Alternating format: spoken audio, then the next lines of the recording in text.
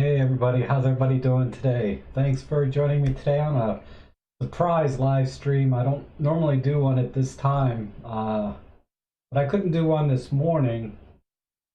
And on Tuesdays I like to do them at like 7 in the morning. But I had a photo job this morning, so I couldn't do one. Oh, hold on, the sound. It's always something, right? But anyhow, what I was saying was I normally do them in the morning on Tuesdays so that the people sort of in the Australia, Indonesia time zone can catch me, late in the evening, like 8 o'clock or 7 o'clock in the evening instead of my other normal times, which are, like 2, 3 in the morning for them or for you guys. And I realized while I was thinking about it today, I was like, well, 7:30 or 7 o'clock in the evening for me is like 7, 8 o'clock in the morning for them. So I can do it. So hopefully a lot of you are still here. I know like John Softly is from out there. I'm not sure if you're here. Let me see who's here. Oh, hi everyone. Let me pull up my chat window. I don't have my chat set up here, so I can see what's going on. There's a button here.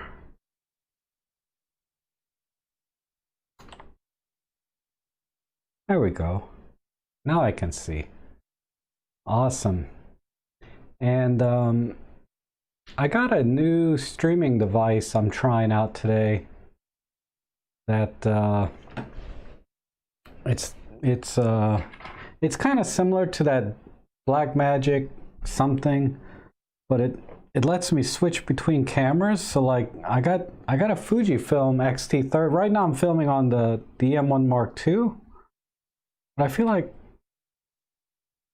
I gotta figure out how to use this. If I do this, oh, this is the Fujifilm camera, and it's on the Eterna profile, but I didn't set the white balance, so it might be a little bit off.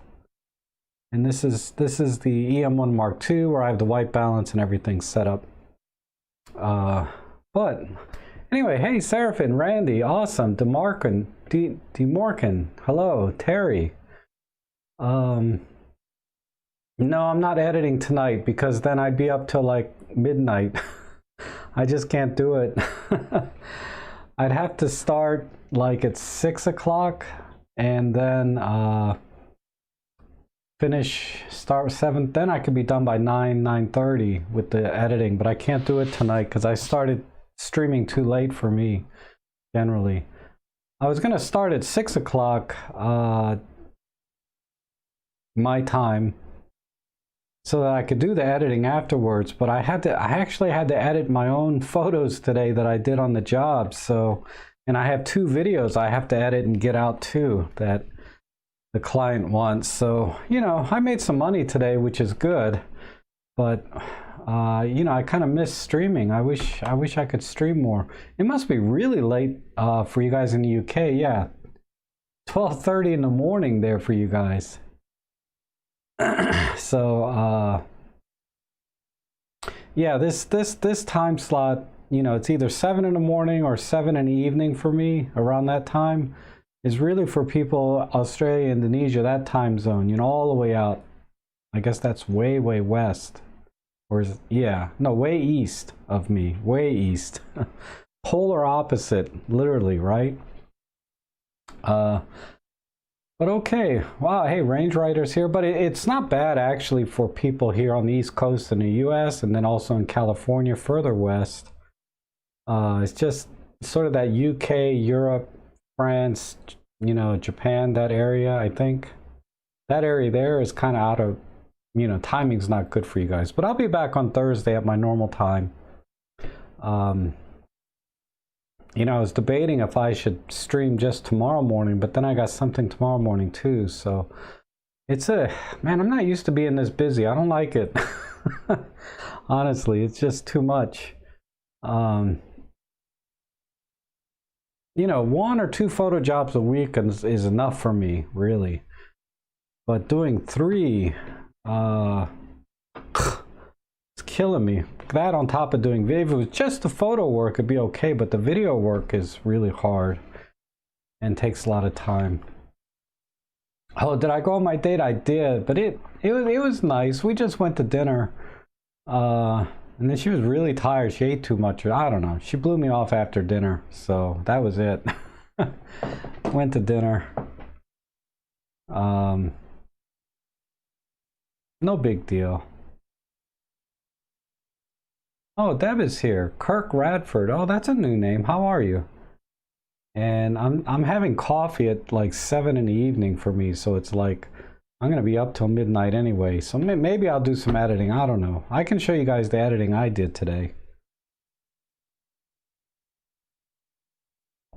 Oh, you like that Topaz stuff, huh? Topaz sharpen and denoise. Interesting. But yeah, hey, it's good to see you, Rick. I'm glad you're doing better. You're gonna go see an eye specialist. I thought you were doing something else. I guess that's another thing. Everything just starts falling apart, right? When you get older. It's like you fix one thing and then, you know, something else goes. I know my eyes are dying. I can't see worth a damn. Hey, Juan, how are you? I haven't tried the Topaz stuff myself. You know, I tried it, like I said, like a year ago, and it was very new, so it was still not ready for prime time, really. But it sounds like it is now. God, Randy, you're getting teeth drilled tomorrow. Oof. Yeah, I had a dentist thing last year. That was not fun. I hate going. I hadn't been to the dentist in like 25 years. And one of my fillings broke from when I was I don't know, I was probably 10 years old when I got that filling, the silver, and it broke. And food got stuck underneath a little bit of what was left and made a cavity. So I had to go. And so they drilled it out and put a cap on. Excuse me. But the dentist, you know, was so impressed. He said, man, your teeth are really amazing shape for not being to a dentist in 25 years, you know, because I only had that one cavity from that filling that broke out. And so I'm good to go. I should go again and get some cleanings and stuff. But just, you know, in 25 years, they still, what do? They stick needles in your mouth, numb everything, and then drill. That's what they did 25 years ago. Nothing has changed in 25 years.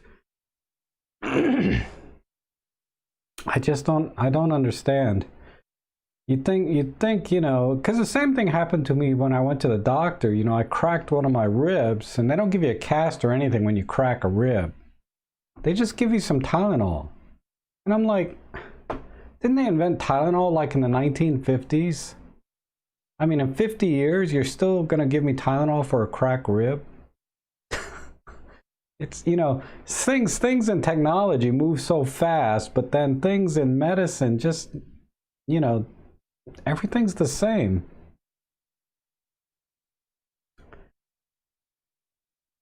Oh, wow, Rick, that's terrible. Well, hopefully the eye doctor can fix that. Your bedside manner's not doing me any good. What? I mean, I just don't like dentists, you know, they just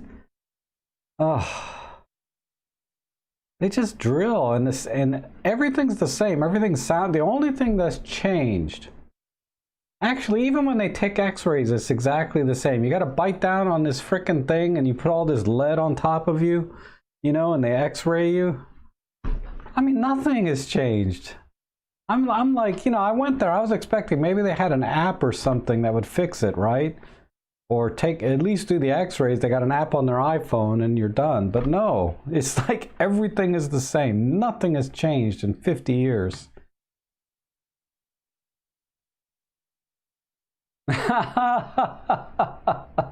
You're too funny to Morgan. Oh, hey John, good to see you. I'm glad you're here because I know you were probably looking for me this morning or morning my time. But I decided last minute, like just about 4 hours ago, I says, you know what, I think I got some time. I can stream. I can finish my photo editing that I had to do for my job today and then just stream. So I'm a little exhausted, man. I've been like pissing away since like 7 o'clock this morning doing stuff. I was editing a video this morning before I went to the photo job. Then I did the photo job. And then I drove back here, had lunch, and then I started editing photos. And while I was editing the photos, I said, oh, I should be done before the streams. You know, I should be done at this time. I should be able to stream, you know. So I just turned it on. Plus, you know, I like streaming. It's relaxing for me. I can just hang out and talk about anything, right? Yeah, don't do any dentistry with your eye doctor.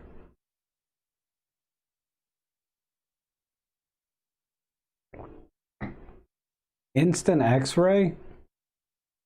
They did have something they stuck in my mouth that looked like a water pick, but it was a little tiny camera, probably an Olympus. But they had this little tiny camera they stuck in to take like regular pictures. But X-rays are still X-rays. You know, they still have to, you know, bite down on something and then they bring this big machine in and point it at your brain. Oh, Seraphim, I don't have a 918. I would love to get one. I'm thinking about it, but I'm waiting for the 8 to 25 to come out if it ever does. The 8 to 25 would be a better fit for me because it has a bigger range and it's a tiny bit wider. I mean, every millimeter counts when you go wide. When you go long, every millimeter is not that big a deal, right? But going wide, every millimeter counts. So if I can get an 8 millimeter, 8 to 25, that'll suit me pretty well. If not, I might get the 918 because I've been bumming off this 7 to 14 f4. It's a Panasonic though, and it just gives me terrible purple flaring. And I can work around it for photography, but in video, if I start to get purple flaring, yeah, it's a problem. Which, you know, in my last stream I talked about and I showed a sample of that. But, oh, it's 10 a.m. there. Okay, good. Good. Maybe I'll just do these on in the evening for me. That way it's morning for you guys are fresh, right? But I'll be like dead tired. Because usually I'm like hopping all day long doing something, at least lately. I wish... I'm happy work's picked up, but at the same time, I kind of enjoyed the time off, kind of, right? Not having to go out every day and do photography. You know, like work. I mean, I like taking pictures and stuff, but it's different when you're working. The work is like the problem is I don't have any flexibility. I can't take a bad picture. They all have to be good, so there's a little bit of pressure when I'm doing photography, doing paid work, right? A little bit of pressure, like I have to get it right on site. I can't really come back. I mean, sometimes I can, if it's a vacant property or something, but the last two jobs I had, I could not come back. You know, I had an appointment, I had to meet with them, you had to use key cards and all that stuff, and so it wasn't something I could really come back and do. And so while I was there, I had to get it right. And it's so awkward when people are there because you have to ask them, you know, I know you're in the middle of a conference, but can you all leave just for 2 minutes so I can get a picture of this room?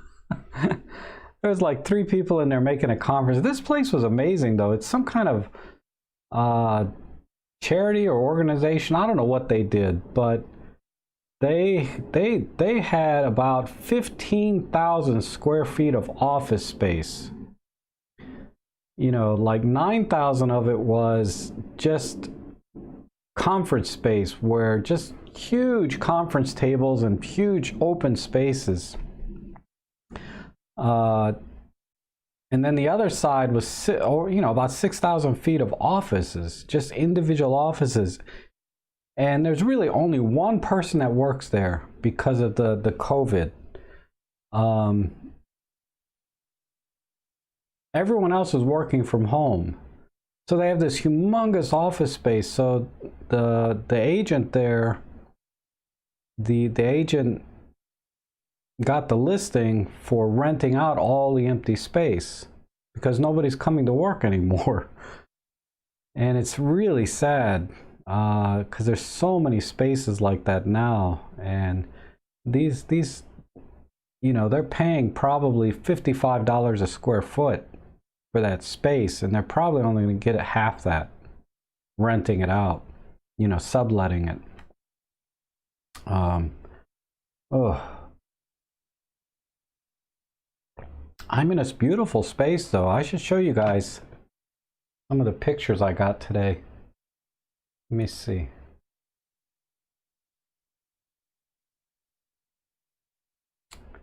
I don't know if this stuff still works. Ah, it does not work. Oh, here.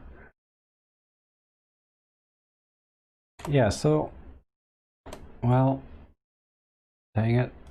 I got the wrong screen size up.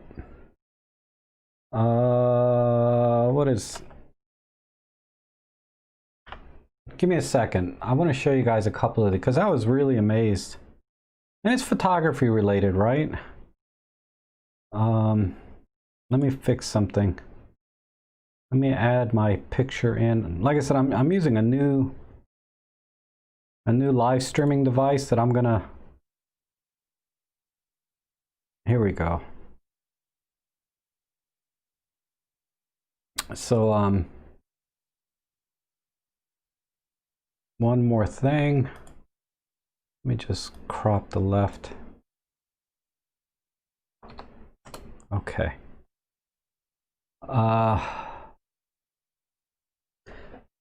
So this is the office, right? It's only the first floor down here. So I photographed all of this side, and that was about 6,000 square feet. And it was only half of the first floor, not even half of the first floor. This is a humongous office space. And then the other side here is all their conference area. And this was about 9,000 square feet. And then over here I did about 6,000 square feet. But let me see. This is the entrance, right? Now I did a let me get the stream window out of the way so I can see it.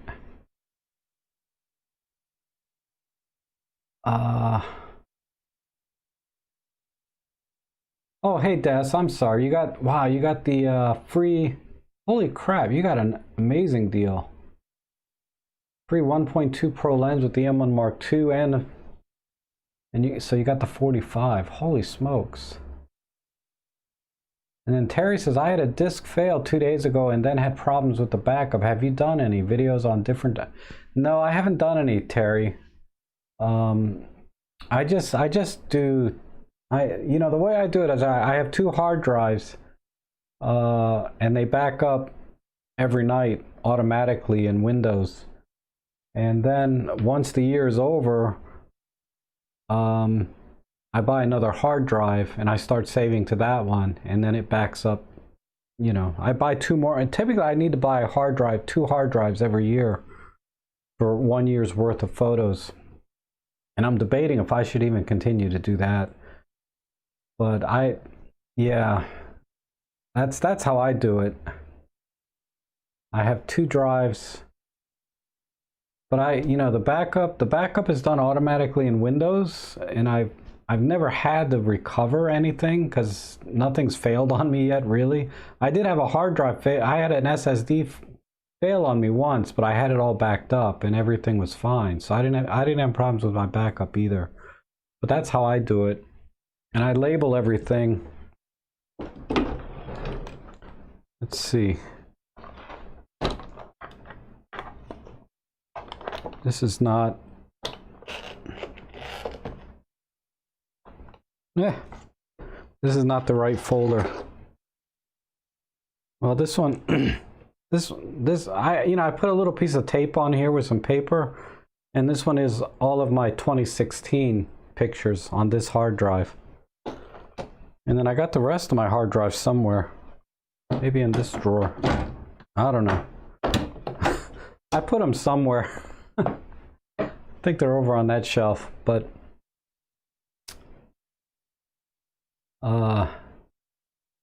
okay, Deb, we'll see you later. Doing some Zoom, that's cool. But yeah, this is just the entrance, right, to this property.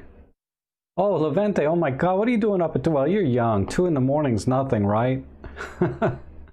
I was talking about that on my date the other day. You know, we used to go, I've known her a long time, but man, 2 a.m., we were just getting started, you know, partying at night.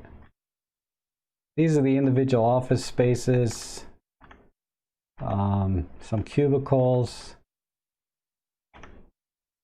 Really nice kitchen, you know, that they have there. And let's see. Yeah, I get a good shot sometimes. Like I said, when I'm doing paid work, I have to do a good job, right? But yeah, I use my EM1 Mark III, this one with the 7-14 Lumix lens, and I did some video work too. I mean, look at this. Look at the refrigerator. I mean, that's like a $20,000 refrigerator. And then they have an eating area. Then they have these steps are actually where you sit, and then on the other side it's like a, oh, where is it? It's like a theater. I mean, look at it. I mean, this is about halfway down the hallway. There's about this much space behind here too. Oh, this is the image where I didn't see it. Now look at the windows here at the top. You see these gray skies? I did a sky replacement. Here's the one where I did the sky replacement, so I thought that was pretty cool. Oh, I'm short one picture. There should be another picture here. Oh, here it is.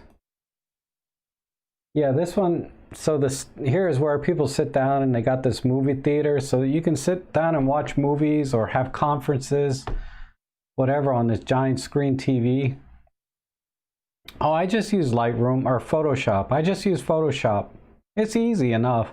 Photoshop's supposed to be coming out with like a more automated way to do sky replacement, but it's easy enough to do it manually. You know, you just do layers, right? And you cut out where the sky's supposed to be. I was thinking about doing it for the windows here, right up in here where there's right above the tree line, but then I was thinking, oh, then I gotta do white balance, and it's like they're just not paying me enough to do sky replacement because it was cloudy. They're not paying me enough to do sky replacement on every frickin' window in the building. I did this one. This one was a sky replacement because it was all gray skies. Let me see if I have the original here. I can pull up the raw images.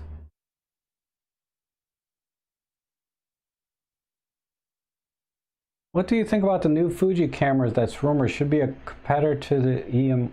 I haven't even heard about the new Fuji coming out. I thought they just came out with an X-T4. What else could they be coming out with?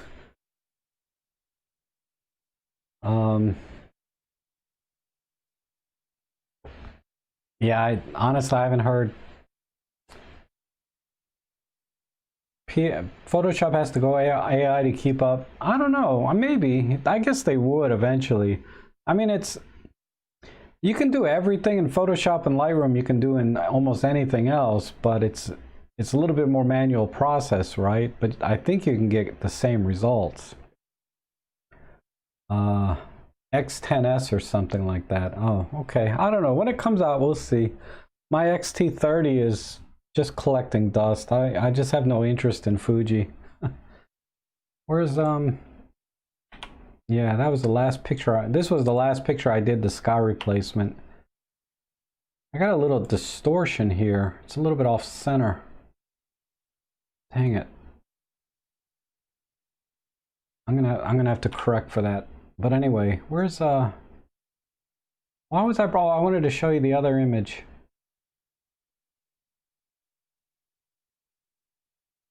How come? Where's the original pano I did? Well, I can show you the. This was a panorama, right? So I stitched 3 images together. But there's the gray sky that was there before, and then you know, this is the sky replacement I did. So it came out pretty good, I thought. Anyhow, that's what I did today. I still got to do the video.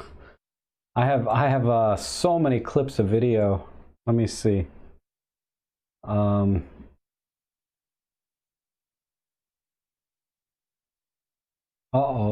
Where are the video clips?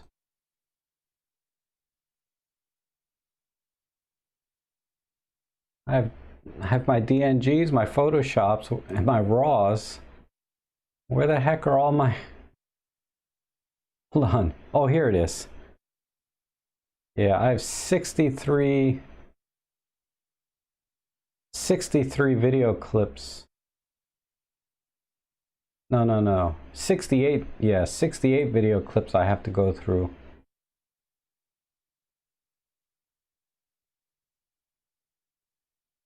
Oh, anyway, I'm boring you guys with my day job, right?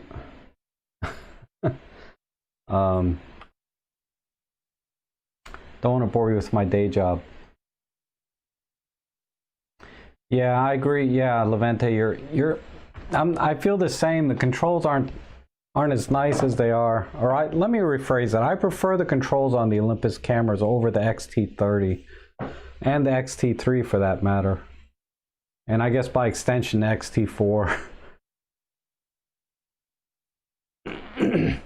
How many photos do I shoot? I typically shoot, on average, about 4 or 5 photos per room. So it depends how many rooms there are I need to take, right? So this, I can tell you this shoot here, I'll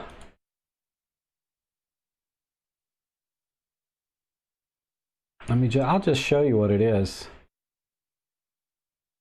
I got 226 or 147 raw images, okay? And you can see they're grouped into 3.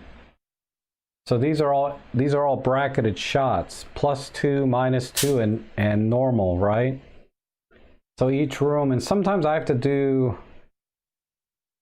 I'll do multiple angles of the same room. So like this conference room, you can see I have this angle. Let me enlarge the thumbnails so you can see them. And I got to do one more thing. Let me change the screen so that it's a normal size.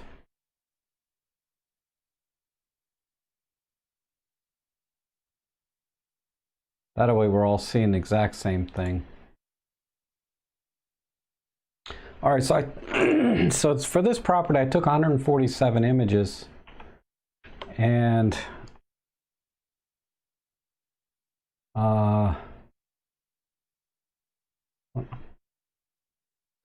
in this conference room I had to take from this angle, and this angle.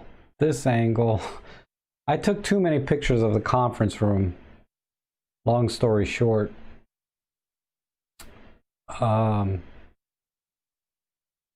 But like this office, I took 3 bracketed shots, and then I took 1 flash shot. So I took 4 images for this one room because I only needed 1 angle. It's a small office. And same thing here. I took 3 bracketed shots. This is a group of 3.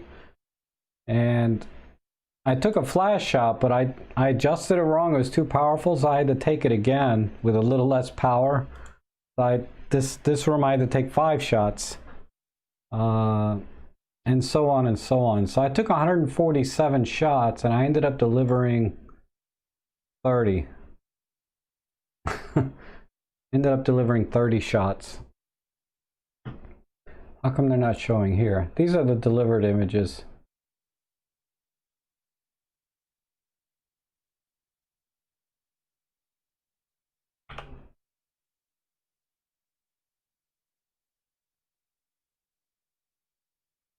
And what do I use to edit? Yeah, the cripple hammer on the XT30 is too strong. Yeah, it's like 10-minute record limits, and you know, on the video side, I think the photo side is okay, but I don't have anything to compare it to because I don't own an XT4 or an XT3 or anything. And DeMorcan, I use DaVinci Resolve, the free edition. I'm thinking about getting the paid edition so I can get a little faster encoding. But the free edition works fine. I use that for everything, like my YouTube videos and tutorials and things.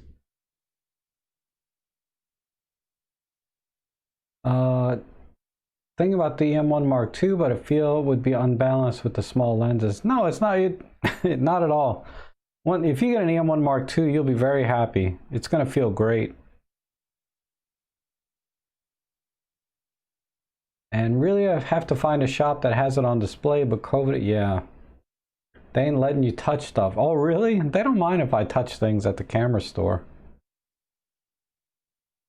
And then Rick's asking, are you finding that your working day is much longer now you're adding video to your, yeah.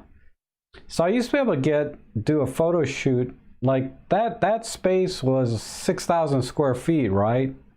And it took me about an hour and a half to do 147 shots.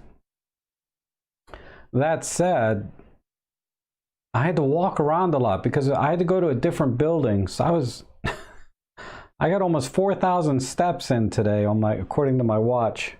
3,789 steps. And all of it was just walking around that building. But usually it takes me just a little over an hour to do it because I'm not usually walking so much. For a photo shoot, hour and a half. But usually about an hour. But that building was an exception. It took me about an hour and a half. And then video takes me about another hour minimum to do. So yeah, it's taking me 2.5 hours with video. But then coming back to the home to edit, you know, the photos still take an hour and a half to edit.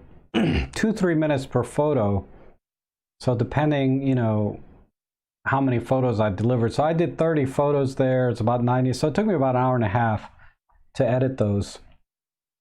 Maybe closer to 2 because I had to do sky replacements and stuff.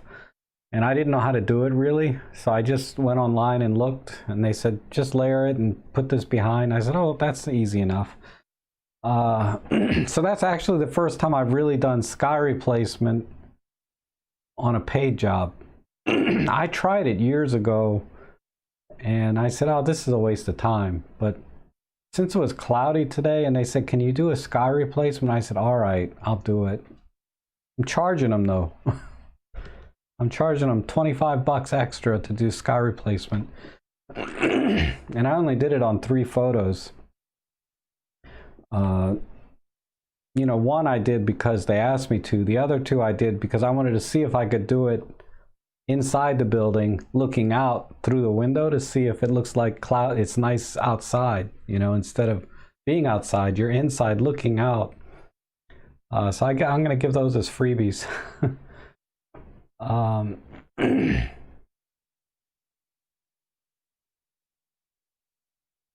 yeah, and then video is taking me 2-3 hours to edit. I gotta improve that workflow. Because, you know, I try to make it so I'm making at least, you know, 100 bucks an hour when I'm doing photo jobs. That means on site plus editing at home. But with the video work, it's getting knocked down to like 50 bucks an hour. And I'm like, oh my God, you know, it's not worth it for 50 bucks an hour, to be honest. I mean, it's still good money, right? But 50 bucks an hour, you know, I should be making 100 bucks an hour if I'm doing photo jobs and video for that matter. That's how I think about it in my head. I mean, when I was doing photos only, it was working out to about $100 an hour because I'd shoot for an hour, then I'd edit for an hour, and I was done. And sometimes it'd be a little less. I'd make a little less, sometimes a little more, but it averaged out to about $100 an hour. And then,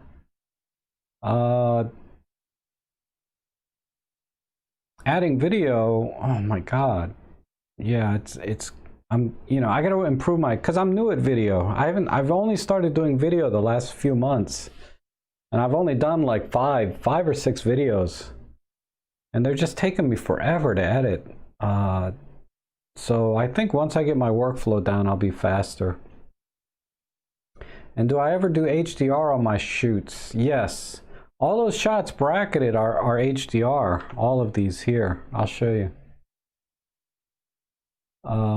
This is just a straight HDR shot. I didn't even mix flash because it was good enough. Because it was cloudy out, I didn't have to worry about blending in flash. So the windows, you could see the windows. You could see outside, which is kind of like what you do in real estate photography, right? You want to be able to see what's outside the windows. Because most of the time the windows are overexposed and you have to do HDR plus you have to do flash to bring it in. But I didn't have to do that for this one. But I'll give you an example where I did have to do it.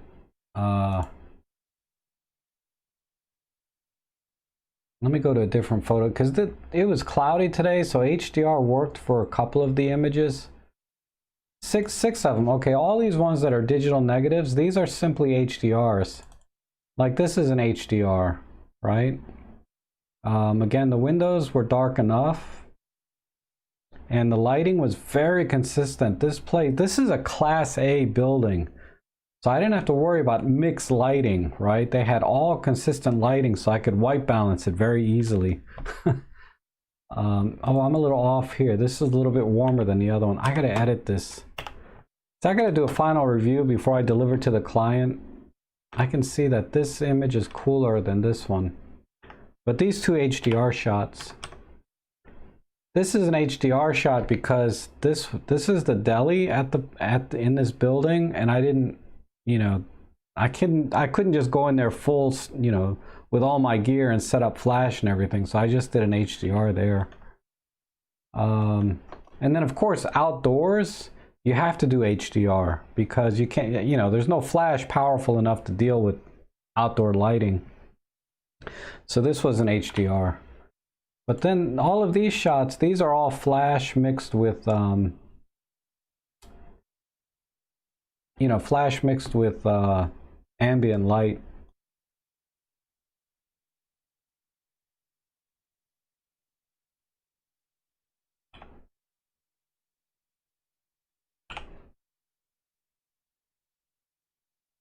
All right, let's see what else we got here. I'm starting to use that also. Maybe someday a video on using it. Wow, there's yeah, I'm still learning myself. Maybe, but DaVinci Resolve, there's so many things in it. It's tough. It would be tough for me to make a video. There's so many good videos out there though on DaVinci. I mean, I know none of them do like I do, right? But I have to give that some thought. And then Hire says, if I could buy a used EM2 with a 12-40 Pro and an open box EM5 III with a 14-150 for the same price, what would you choose? I would say as a general answer, get the EM1 Mark II with the 12-40 Pro. Just as a generic answer, without knowing exactly what kind of photography you're doing. The EM1 Mark II will take you much further in terms of features and everything. It has a lot more professional features. And of course the lens is superior. That 12-40 Pro is excellent. So I would go that route. I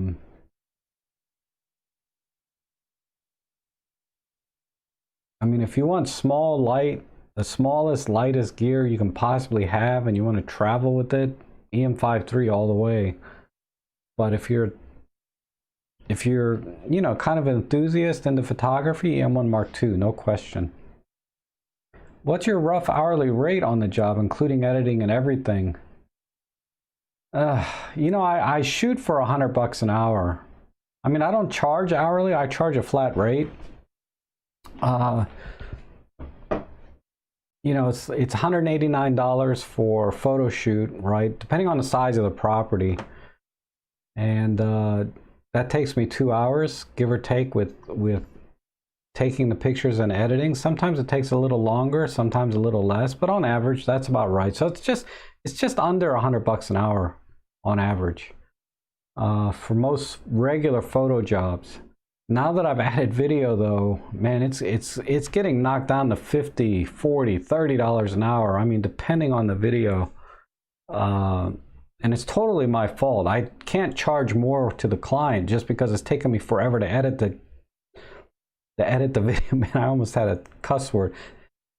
To edit those videos, so I can't charge more. But it's a learning, because there's a learning curve process in there for me as well. And I think a competent video editor could do the job and make more money per hour than I will.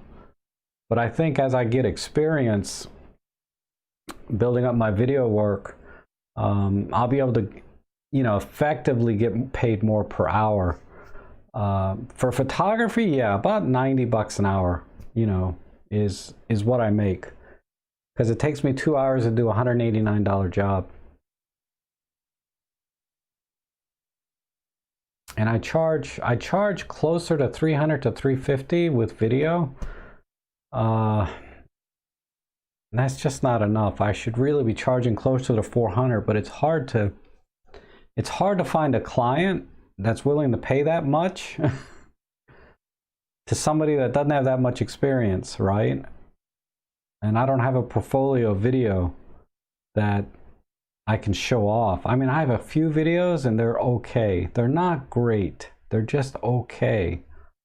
But I think once I build up my video skill set, then I can walk into a client and say, you know, here's my portfolio. If you want me to do this, if you want me to do video, this is what you're going to get. And it's going to be $400, you know, with the photo shoot combined.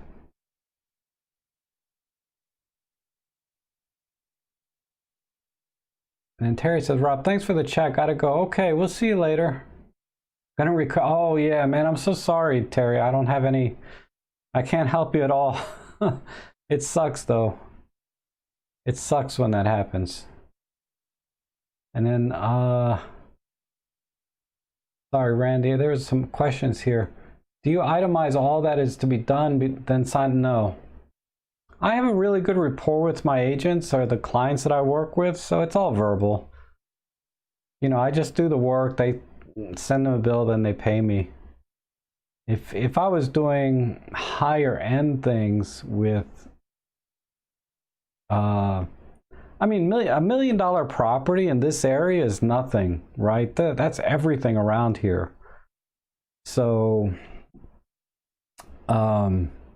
but if I was doing multi-million-dollar properties, yeah, I do have formal contracts and everything, you know, drafted, you know, for my business. But they just call me and I go shoot. You know, it's very informal, and then I deliver. But video work, yeah, it has to be, I would think it would have to be itemized, because you got to deliver a 2-3 minute video for YouTube, then you might want to deliver some, like a 1 minute video for Instagram, or a 30-second video, whatever it is. I've watched YouTube channels that talk about how you itemize your video work, and they go into a lot of detail.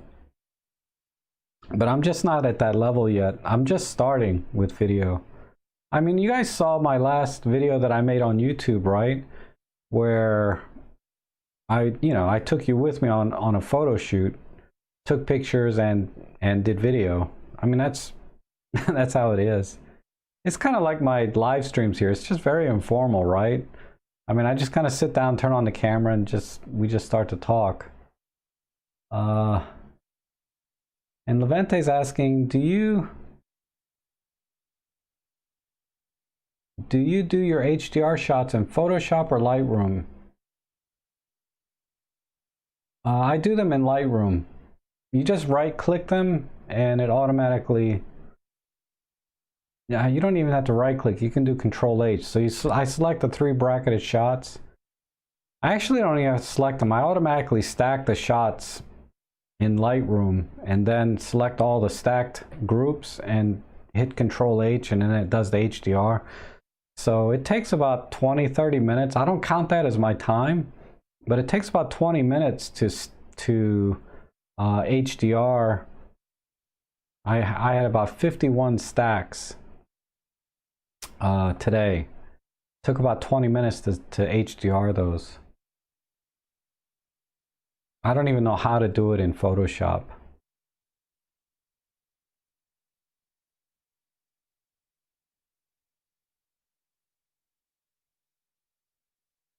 Yeah, I would think that the total production time is included. Yeah, I mean, the higher end video production type things where you have all kinds of lighting and multiple shots. Maybe you have some actors, or maybe you're doing an interview with the agent and they're doing, they're talking about the property. I mean, those things, I'm not even there yet. Right now, I'm just recording video while I'm doing photography, or after I finish the photography, I go back and do video. But I do need to build up my skill set first. And once I know what I can do, then I can build out a sales sheet and say, these are a service sheet. These are the services I offer. This is what they cost. And but everything's so informal right now. I just tell the agent $200 if you want me to do an interview with you, or blah blah blah. It's not an agent like a talent agent. I mean, like real estate agents, commercial agents, agents that buy and sell property. Not an agent, not a talent agent for me. No. If I had an agent, I'd probably make a lot more money, right? And good morning, AJ. How are you? And then Levente says, when I do web development, I charge an hourly rate, which includes changes of mind of the client or misunderstandings. Yes, that makes sense. Once you're a competent web developer, programmer, whatever, and you can accomplish a certain thing, then yeah, charging an hourly rate makes sense. In photography, it's very competitive where I am.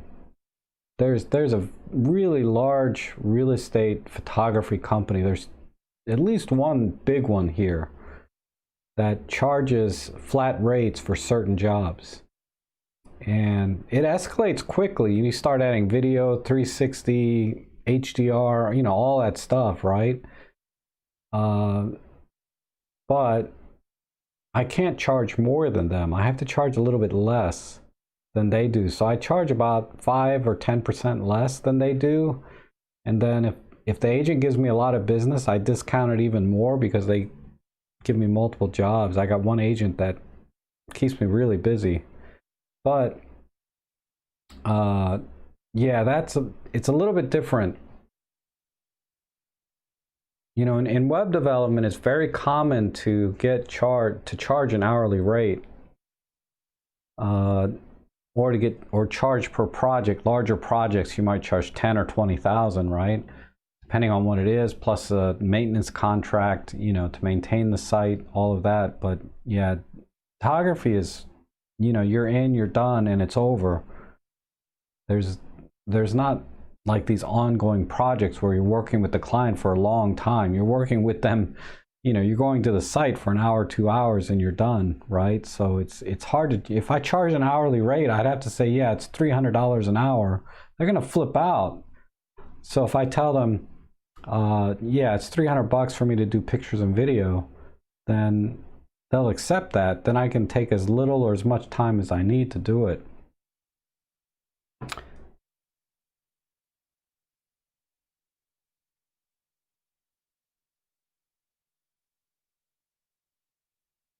All right, so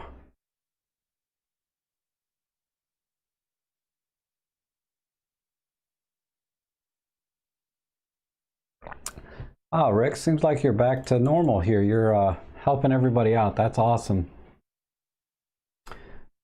And then, sorry, I have no idea which is better. Oh, Higher was asking a question. Would you say the IQ on the new EM1 and EM5 are the same? Yes. Higher, the image quality is exactly the same on the two cameras. EM1 Mark II, EM1 Mark III, EM5 Mark III. There is no difference at all. It's just the difference in the features that you get. I mean, specifically the EM1 Mark II gives you dual card slots, and I'm talking versus the EM5 Mark III. You know, you get dual card slots, you get tethering, and you know, the larger battery is a big deal for professional work, and you get custom modes, which again is a big deal for professional work. So those are the main things, right? The tethering, the custom modes, the longer battery life, and what was the other thing I said? I said something else. But yeah, all these things as a professional, you really appreciate those as a professional. As an enthusiast, the M5 Mark III is fine. It'll do everything the M1 Mark II does, right? But the M1 Mark II has these additional features that as a professional you really need, right?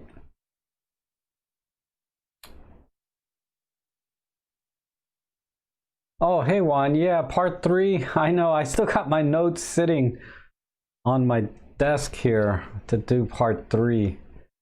I'll get to it. I just been kind of swamped with jobs lately, like haven't had time, especially because of the video work. It's just taking me longer to finish video for the, you know, for the paid work.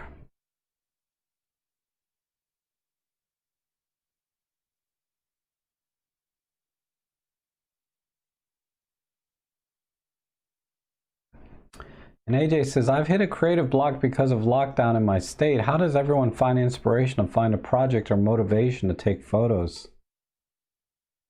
Ooh, you know, I'm struggling too. What I did, and it's because we're not locked down so much anymore here in Maryland, Virginia. It's a little bit more open. I think we're still in phase 2 or 3. So I joined a photo club though, here local to me. They're, you know, they found me. The one, David Crooks, he's been running this photo club for about 5 or 6 years, and he bought an Olympus camera, and then he found me on YouTube, and then he said, oh, you're local to me, right? So joining a photo club has really been a big inspiration for me because they have events every weekend. He's really good about setting up things and places to go, and that's been good for me. So they'll, you know, every week will be a different project. Like one week we did a project on mushrooms, then the next weekend we did we went to Meadowlark Gardens, and we're trying to do some nature stuff. And then the last weekend was doing black and white film photography. You know, I mean, and there was more. This coming weekend is in DC. I forget what it's called, some kind of Scott Kelby Worldwide Photo Day, or I don't know. But that's what helped me get out of the house and go take pictures, other than doing paid work, you know. Oh, Elaine, oh my goodness, how are you? Ever since you dumped your friend, I see you like in every stream. Makes me happy though. All right, Levante, we'll see you guys. See you later. I'm sorry it's so early for you, but I'll be back on Thursday at a normal time. But yeah, AJ, that's what I did to get inspiration. Peter Forsgaard, oh, I forgot to mention this in my last stream. He had a really interesting project in one of his videos where he said you want to try to capture a mood. I think he streamed it today. I don't know. I have to check out his channel. I've been so busy. I haven't even been on YouTube today. You were supposed to like try to capture a mood, like if you're sad or happy or whatever, and submit that. Then he was going to review them in a live stream or in a video. I don't know exactly how he was going to do it. I was going to try and participate in that, but I just didn't have time. By the time I saw the video, it was too late. You want to be here for every stream? Good. Oh, he did stream today. Okay, I'll have to watch it later. I just haven't had time. Maybe as I go to sleep tonight after this stream, like right around 9-10 o'clock, I'm like, I'm out. Oh, you submitted. Okay, good. Yeah, I'm glad you guys saw that. I mean, most of you guys subscribe to him anyway, so it's not news, right? It's not news that he was doing that, which is awesome. I wanted to submit something too, but I couldn't do it. Oh, how did my date go? Yeah, we just went to dinner and then I took her home. That was it. Then I went home. Nothing. You know, it was nice to go out and see her. I mean, I've known her a long time, so dating is kind of a overstatement. But it is a date, right? I'm paying.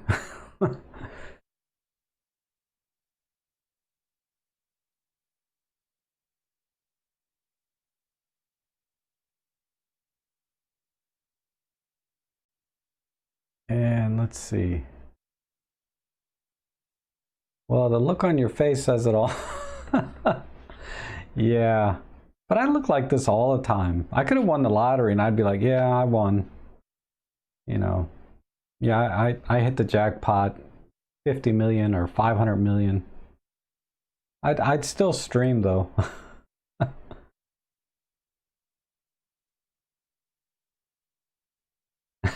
Okay, DeMorcan. You pay, I will eat, but it will not be a date. I've done a lot of that. I've paid for a lot of dinners and drinks, and it was never a date. I'm just very generous that way. Because, some of my friends, they just have no money. So I like to just take them out for a really nice dinner and a few drinks. And just pass the time best we can, right? That's the only other thing I don't skimp on is when I go out to eat and drink. Yeah, money no object.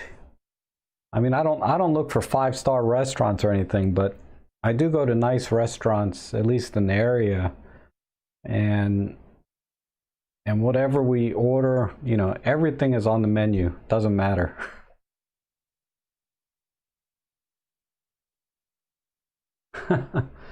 Yeah, I would pay for married women.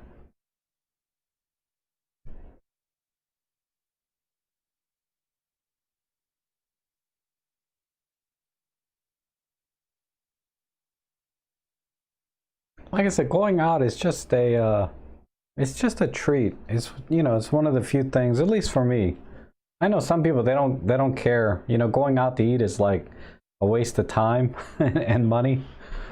But I only go out once in a blue moon, so when I go out, I try to enjoy it.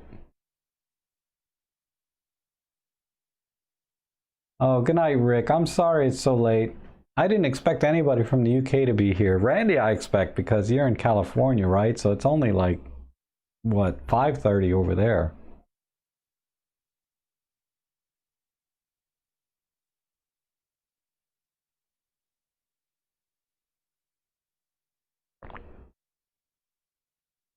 Yeah, the last time, yeah, we're starting to open up at 50% capacity here, so we can go out to eat.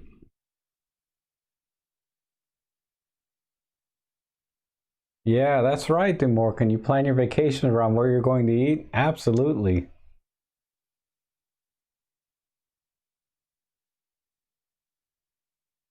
Yeah, I'm sorry, AJ. I wish I could offer you more, but that's really what's worked for me. There might be some groups going out. What state do you live in that's locked down so hard?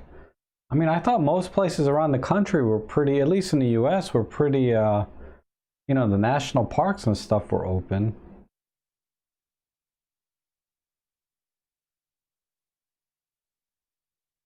I'm just waiting for extreme heat to abate here. Oh, yeah. Are your skies still orange out there in California? I wonder.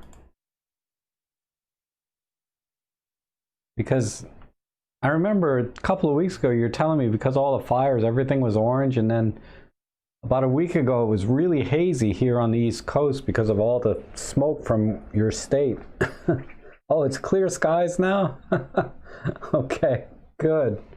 All right, good night, Rick. Hey, it was good to see you in up and well tonight. I appreciate you coming in. But I'll be back on Thursday at a more normal time.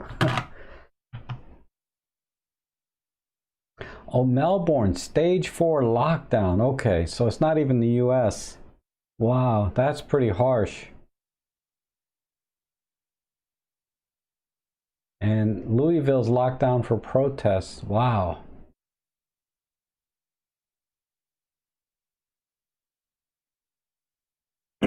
Yeah, I mean, the daytime stuff is okay, but it's at night they kind of get a little carried away, right?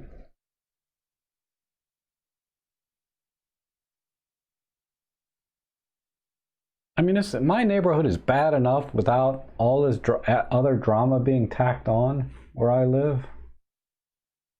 The desert's all clear. Yeah, actually, I think it is because I went to your Flickr and I've seen some pictures.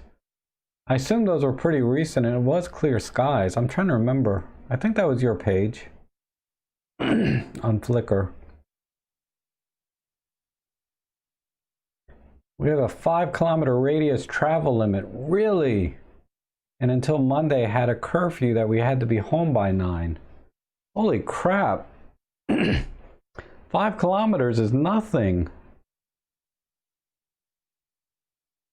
In Australia?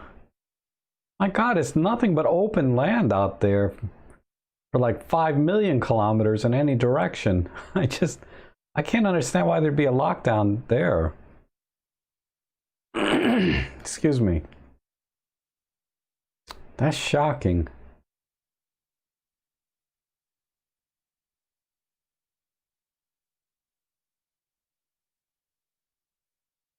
Oh, it's okay, Lane. You didn't come in too late. I mean, I always start 5-10 minutes late anyway. What were you researching, though, if you can talk about it? I'm curious.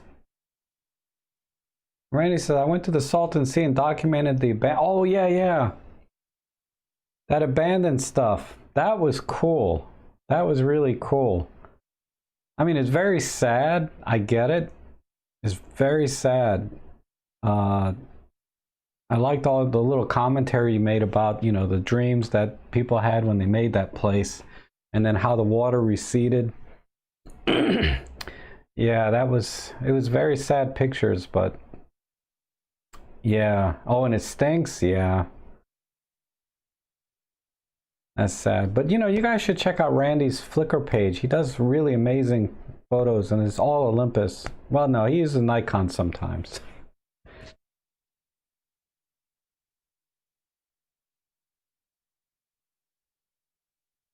I can show them now, right, Randy? You don't mind. Oh, well, there you go. Hold on, okay, I'll pull up Randy's thing here. If I can do it without crashing. It's this button, right? Let's see. Let's go to Flickr. This is my Flickr. God, I'm following so many people.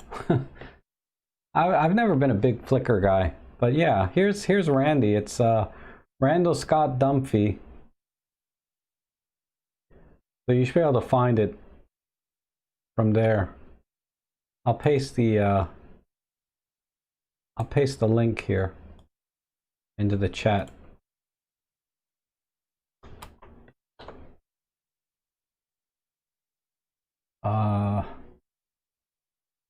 Yeah, the abandoned properties. Yeah, these were sad. I forget which one I really liked. I liked this truck. Oh, this is the one I liked. I really like this wide shot. I thought that, you know, this reminds me of that other dude, what's his name? Nick Carver, right? But he likes to use like Kodak Portra on this kind of scene, so it's a more pastel-y looking, you know, more pastels in the image. But this reminds me a lot of Nick Carver's work when I see it super wide. And then your bird shots are really good. I really like this duck shot. This was what, your EM1X with a 40 to 150. I mean, it's amazing how sharp that is, you know. I just can't believe it. Really good job. And let's see what else you got. There's a bunch of stuff I liked in here. Oh yeah, the hummingbird. Remember we did this in the photo edit, right?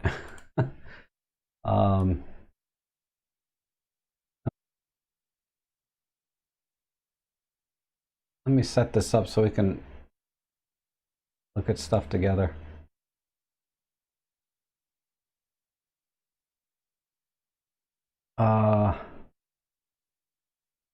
We had another spike and a second wave in July, so went back to harsher lockdown. Most of the other states in Australia are pretty much, oh, okay. This was a lucky shot. And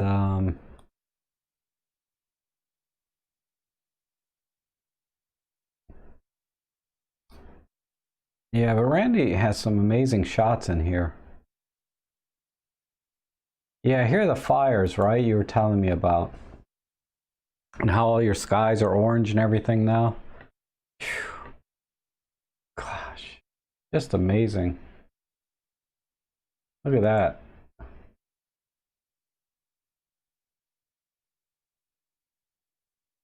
But you know, what really makes Randy's page is he takes the time to write things time to time, right? So you can kind of read what's going on.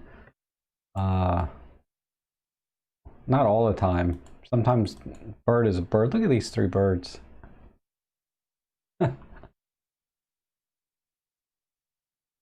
Now, most of you guys are much better photographers than me, you know? Yeah, this is the comment that I was reading. Oh, it does make me sad.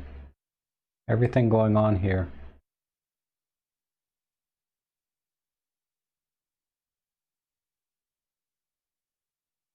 That's why when I have time, I like to look at the Instagram.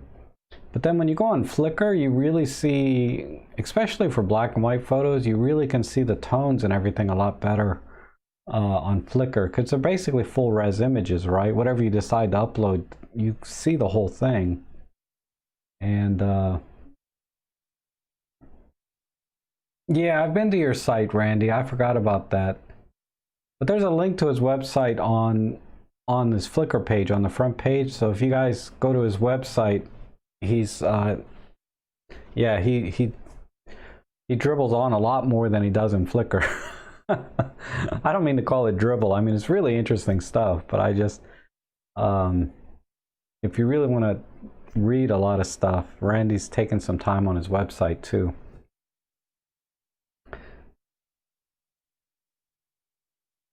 Look at this. Look at this truck. I just don't get this, you know? Just an abandoned truck. Not truck, what, a camper or RV. Anyhow.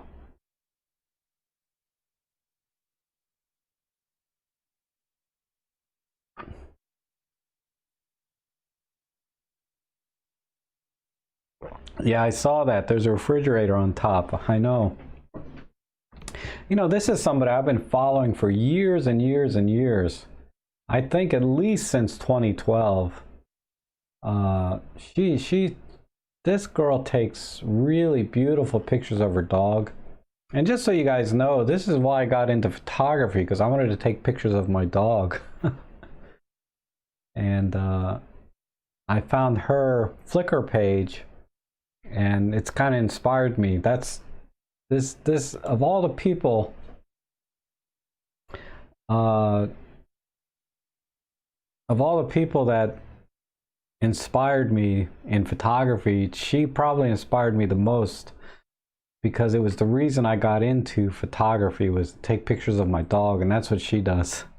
And she has an interesting story too. I forget what it is. I think she had cancer and she survived, and then her dogs helped her get through that painful time, and you know, the interesting story.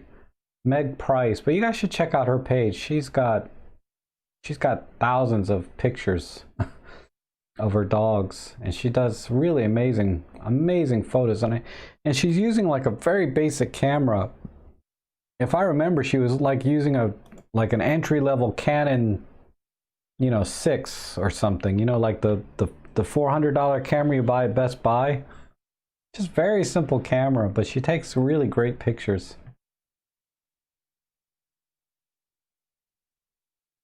And my Flickr, yeah, my Flickr is okay. I'll show you guys my Flickr.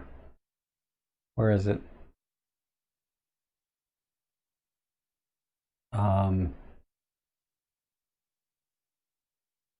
Here we go. My photo stream. So I'll post stuff. I submitted this picture to not this one, dang it. I submitted this picture to Olympus to post. I wonder if they put it up yet. You can submit user photos to Olympus, and sometimes they post them up there. But yeah, nothing. I mean, my Flickr's okay. You can check out my Flickr. Let's see if we go down to page 20. See, this is early on in my photography, right? These are my very earliest images I took with a Sony NEX. Like, let's look at the date on this. This was May 24th, 2013. And you can see the camera here, Sony NEX with the 3518. That was my very first interchangeable lens camera, digital camera, believe it or not. And this is why I got into photography, was to take pictures of my dog. But yeah, so I did all this stuff, right? I tried to do long exposure photography and panoramas. You know, all the fun stuff you do when you get started in photography.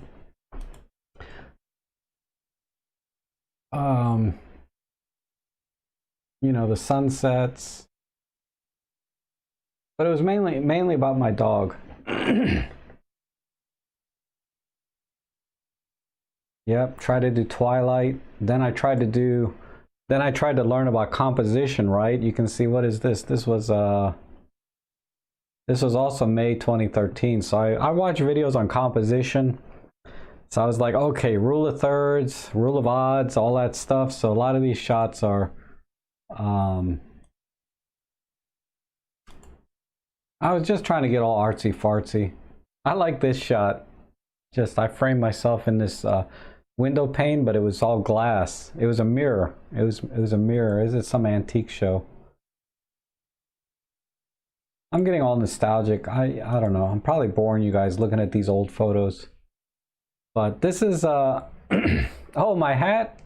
Oh, you know what? Actually, that looks a lot like your hat, doesn't it? Yeah, I love that hat. I don't know what happened to it though. Yeah, I used to be really into that hat. I love that hat. You know, it kept the shade off, you know, kept me cool, and then it wasn't hot because it was kind of a wicker.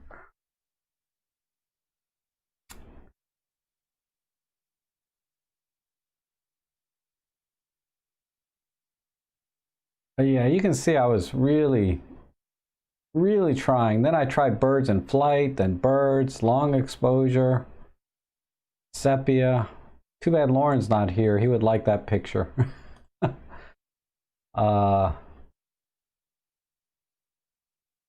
Yep, but those are my very first images that I took with my first camera. They're not half bad, actually. I don't know what happened. I used to take better pictures than I do now, come to think of it. If you really look at these, it's like these are nicer than the ones I take now, because if we go to my current page, whoops. Look at this crap that I do now, black and white.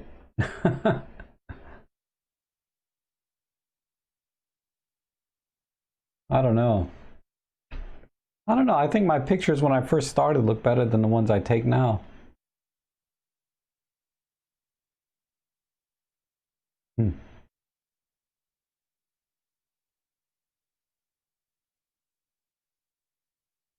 Well, anyway. How are we doing here? Still 29 people. Okay, well, I can hang out a little longer.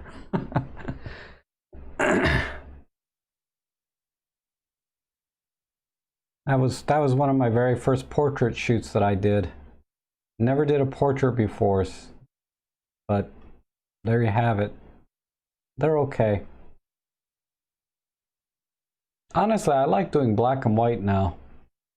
I don't know, maybe it's just a phase, but I'm into these black and white shots now. And what's really nice about all of these, I think all but one of these are all straight out of camera. I didn't do any editing. Like, I like this shot. I didn't get any likes. Oh, I got one fave on it out of 45 views. And this is my favorite shot, actually. I like the way I framed it and everything. I don't know why.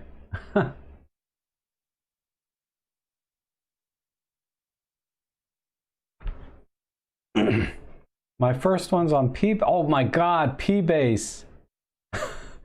P-Base, oh my god, I remember P-Base. 2004. Holy crap. That was a long frickin' time ago. Are they still around? P-Base. Oh my god, it's still here. Look at that. They haven't changed. It still looks like it did in 2004. Look at that. It's exactly the same. Oh, hey, Corna. How are you? You know, you can... This would probably be a good stream to go to sleep to, right? Because it's so laid back. Like, you can just be listening, then pass out and go to sleep. It's kind of like background noise.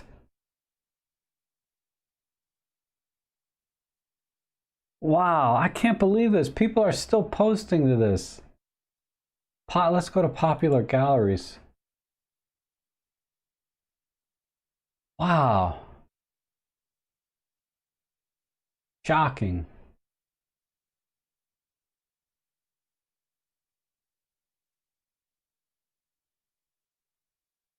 $19.99 to 2020. So let's see if see Google. Wow. I'm impressed. I totally forgot. I just do photo a day now. P-Base is just a place where you post images, kind of like Flickr, but they haven't changed. They're still using the same frickin' thing they did in 1999. But it was one of the earliest photo databases where you could post pictures and share them. Like if I just click on this, nothing has changed. Oh my god, this looks exactly like it did. Look at that, I like this shot.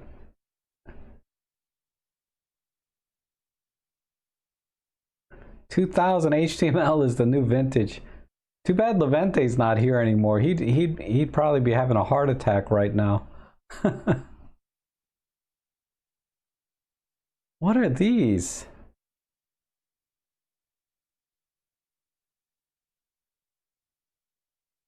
Faded CD, circa 1870.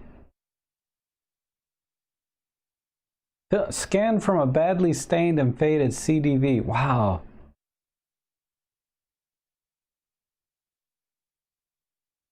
Well, anyway.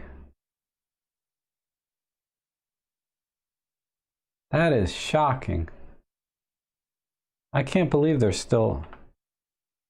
I can't believe they're still alive. That takes me back, though, let me tell you. Takes me way, way, way back. Oh. And then Lane says, I remember building websites just with HTML. It was hard work to get anything to look cool. Yeah. Yeah, I used Notepad Plus for HTML, and then I used Dreamweaver. Remember them? Before they got bought out by Adobe. I think they still are part of the Adobe family, but I use Dreamweaver.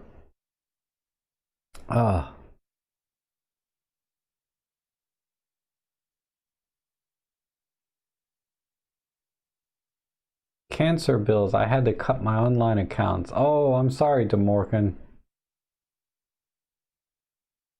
Sorry, the big C word, right? Let me move this chat window over.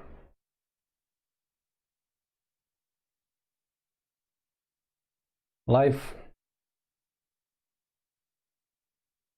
just throws you a loop, you know, sometimes.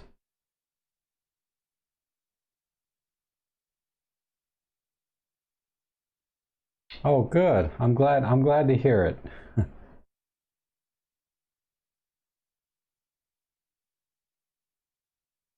That's what took my dad out actually last year, was cancer. So doesn't bode well for me. Once it's in your family, that's I mean, most people go with cancer anyway, but still. He had a long life though. He was almost 80. He was going to turn 80 about a month later.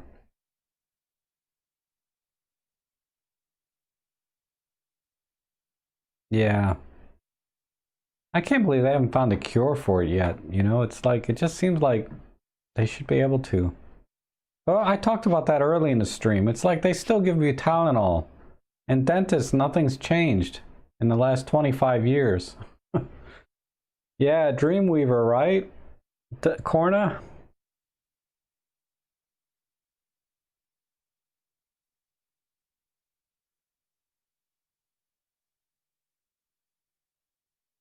I'm glad, DeMorgan, that you can put a, you know, something good came out of it.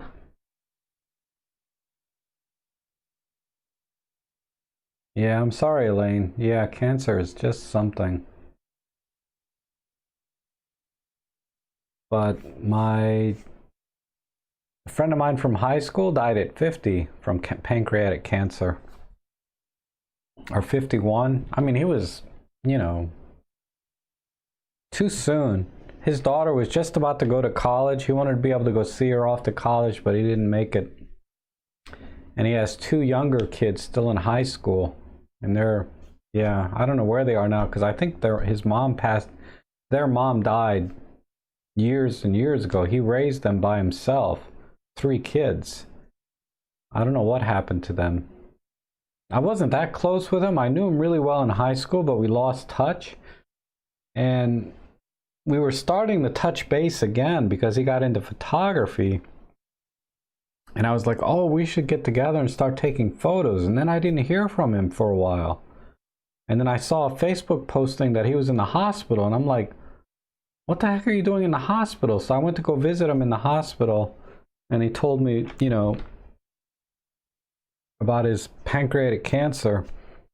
And he had just bought like a Nikon D500 and a 70-200 lens and the studio equipment. I mean, he was really getting into photography, and we were going to start doing stuff.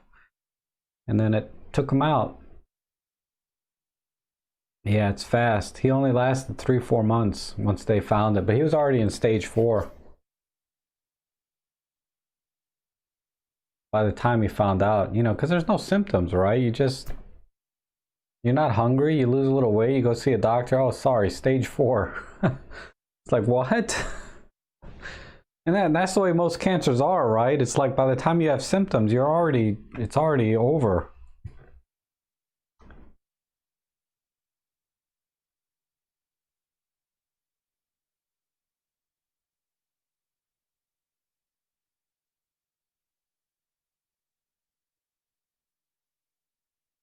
Yeah, it's over. That's why I don't like to go to the doctor. Doctor can only tell you two things: if you're gonna live or you're gonna die. I don't need to know which, you know? That's it. But yeah, I'll have to. So, DeMorgan, you have a Flickr page? How am I not seeing that?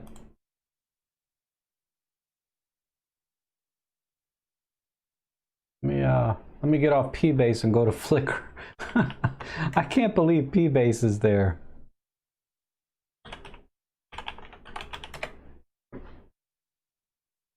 Oh, you don't come up.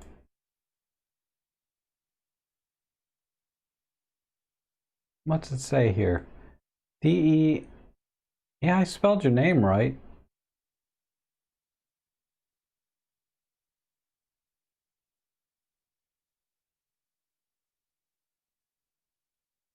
Yeah, I know Elaine, right?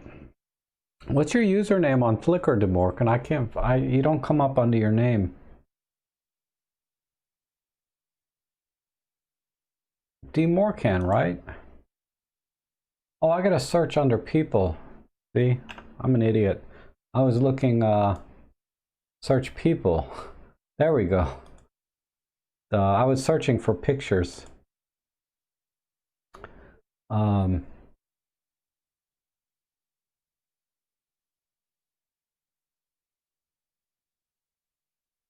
There we go. Nice. Wow, fall? Oh, wow. These are great. Look at that. Oh, I'll definitely have to check this out.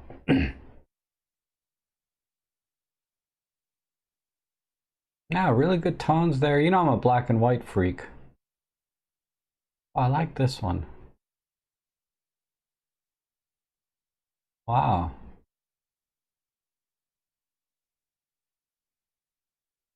Yeah, I gotta check these out. These are cool. How come it doesn't star? There we go.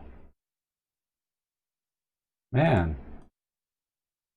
Like I said, you guys are all better photographers than me, so...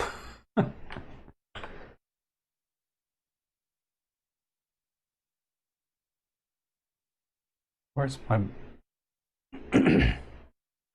Did anybody ever make it to my photo vlog the other day? I was trying to give the URL. No. What photo blog? Type in totally like as one word, then dot, and then the word me. Okay. So let's try that. .me. This is like you guys streamed today, not mine. Oh, look at this.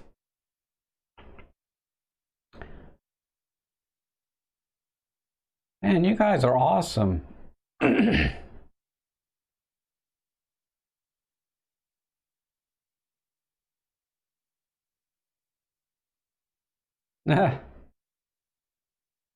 at this. Oh, this reminds me of that famous street photographer that shot. You know, the lady one that did self-portraits and stuff. I forget her name. Look at you. Look at those lips. Oh my God. You look like Rose Tyler from Doctor Who. That's who you remind me of, Rose Tyler. That's cool.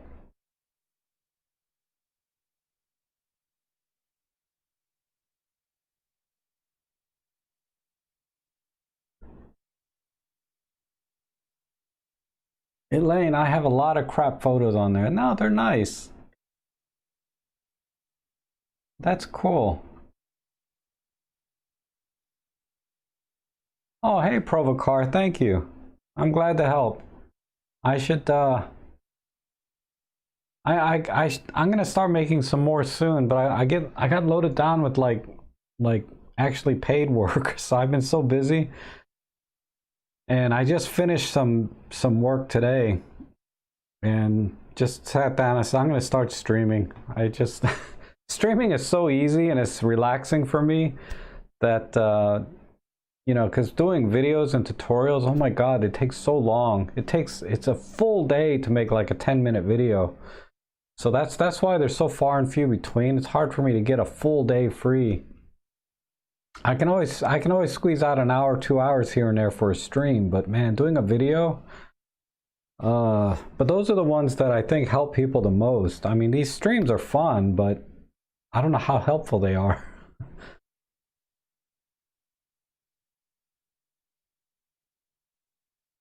A busy professional. I like the sound of that. I'm a busy professional.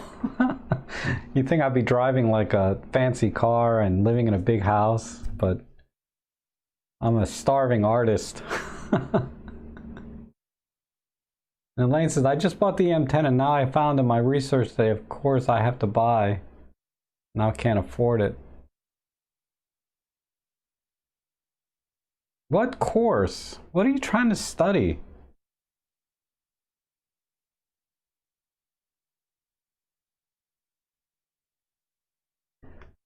I don't know. You know, I don't know if I'm like, I mean, I like doing video, but that pays, but I don't know as a hobby or as an interest if I would start something new. I would have a hard time.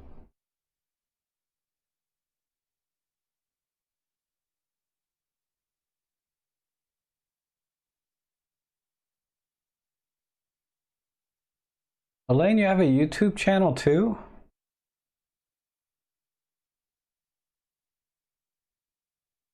A better way to make money on Amazon.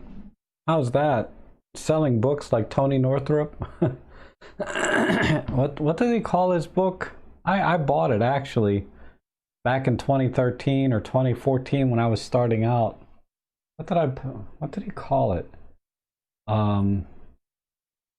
Advancing your photography or something. Oh, you were telling her to learn photography on YouTube, yeah.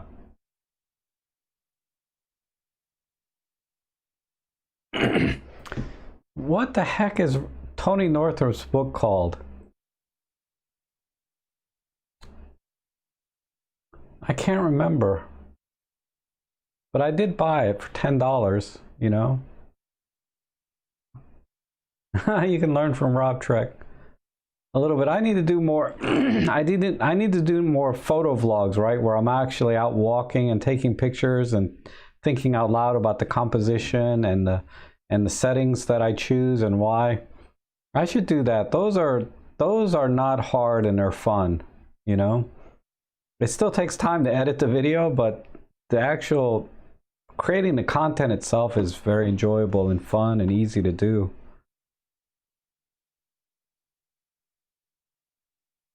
I saw many videos about my camera before buying, but your videos helped me a lot, and your videos are more like easy to understand with some simpler terms, not so technical.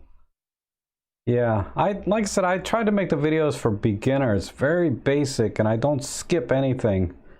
I mean, that's the problem with a lot of videos is they assume you already know something about photography, and I know a lot of people, if you give them a camera, they won't have any idea what to do with it. So that's why I made those videos, is so that if somebody just hands you a camera and you know nothing about cameras, you can follow along on my videos and start to learn how to take pictures. And the streams I kind of started so that if people still had questions after the video, I could answer them. So if you ever have any questions, you know, just hit me on the live streams. I mean, they've kind of turned into these kind of just community, have fun, you know, laid back conversations, but I'm always happy to answer any questions. But I appreciate that, Provocar. I'm glad my videos helped you. And Elaine says, well, I have a couple of businesses. one on Etsy and one on Amazon that is operating at a loss, so I needed a new way. Oh, and I do have a novel I wrote on Amazon too. Oh my goodness. Well, I'll buy one if you sign it. Getting more Tone with Tony. Yeah. Seeing my on Flickr is great stuff too. Seeing my, who is that? Seeing my way. Is that one of my viewers? Let me take a look.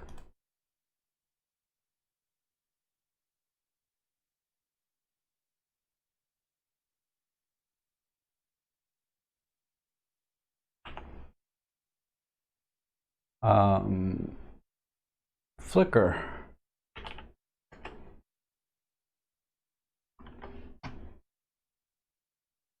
Search people this time.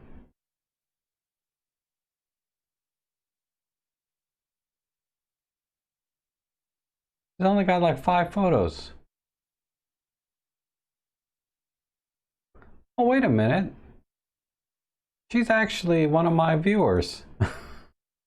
I recognize these pictures, all of these actually.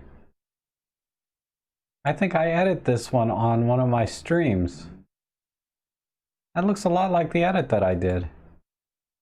And that one, and that one, and that one. Oh my goodness.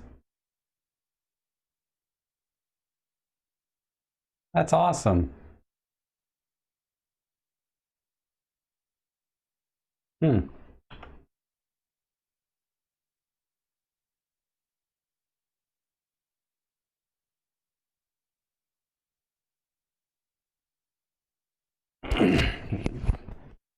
You can't hear me. When I go to this other page, is there no sound? No, there's sound. Huh. Oh, hey, Deb, how are you? 20 minutes. Wow, it's after 9. I need to head out, actually, myself. Checking in. Oh, hey, Range Rider, how are you? And Seraphin, so no show tomorrow. No, Wednesday, no show. I got things I gotta do tomorrow. I gotta work. I have to edit those videos. I have to finish the photos that I did today. It looks like I just gotta do some minor white balance correction to each one so they all match. And then I'm done. I'm done editing. It's just some very minor touches, and then tomorrow I got some video.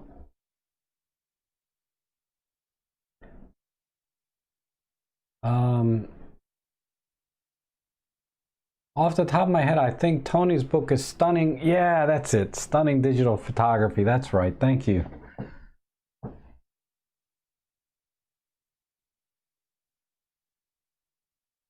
And let's see, because I'm a medical student by profession and taking photos is my passion, but as I cannot do it on a daily basis, so I need simpler videos. Oh, thank you, Provocar. Wow, medical student. So you're in medical school right now?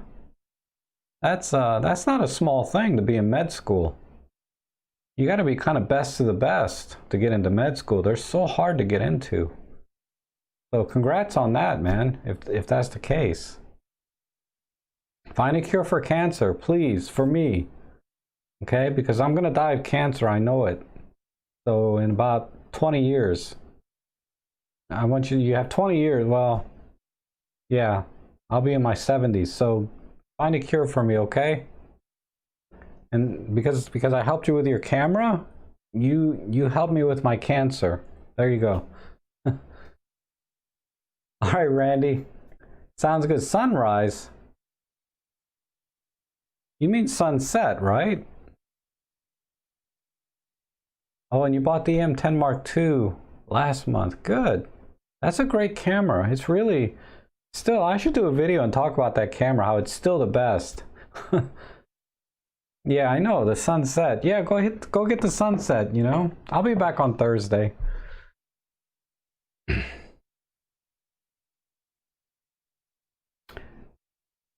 Citizen of India. Okay.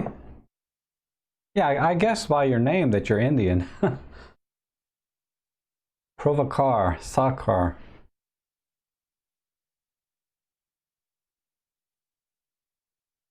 I died when in 2002, they checked the list and I was paying taxes, so they brought me back to pay. Oh my God. I know. Death and taxes, right? Those are the two things.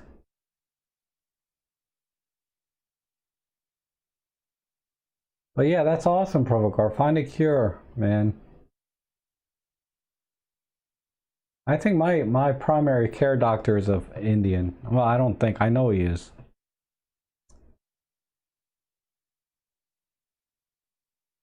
And Elaine says, I was in pre-med to fool my parents while I studied physics, which was my passion. Pre-med, crazy competitive peeps. Yeah. Pre-med's no joke, man. I mean, you got to do everything. You got to know math all the way, science all the way, biology all the way. I mean, you got to do everything all the way to the end. There is no shortcut in med school. And then,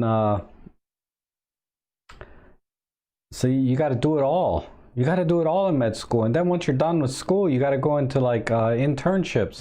Not internship. What do they call it? Where you like you're not a doctor for a couple of years, but you're doing all the doctor's work. I think that's an internship. Not called an internship though, but I forget.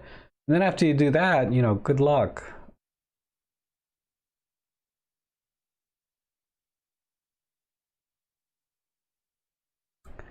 Yeah, it seems like it would be easy to do.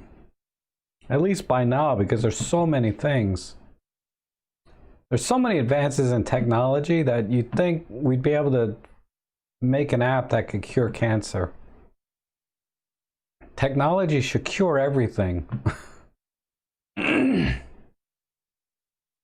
Yeah, they're called junior doctors. Thank you. See, my brain is not functioning. I knew it was like you're a doctor, but you're not. It's you do that for a couple of years before you can actually practice on your own.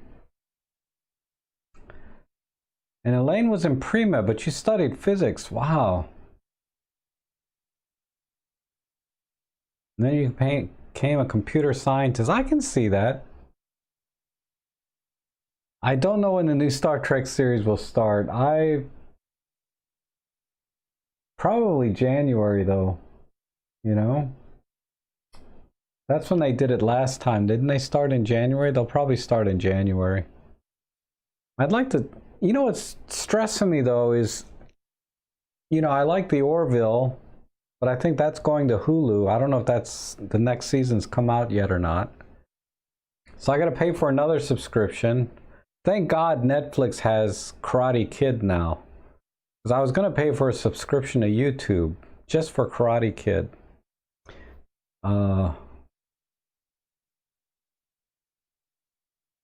Well, I think you're talking about I think Korn is talking about Star Trek Discovery, right? This season 3. I think that's what he's talking about.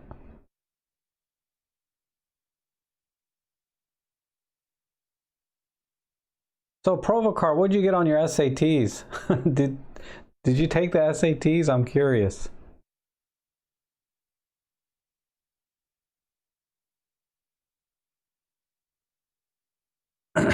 Now all the days coronavirus is getting worse, and all of my senior colleagues are trying to make a proper vaccination for the virus.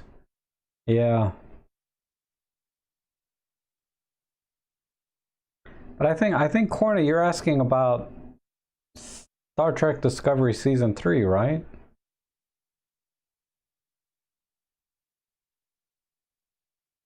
I like Star Wars too. I watch Star Wars. I like the original Star Wars. I didn't really watch.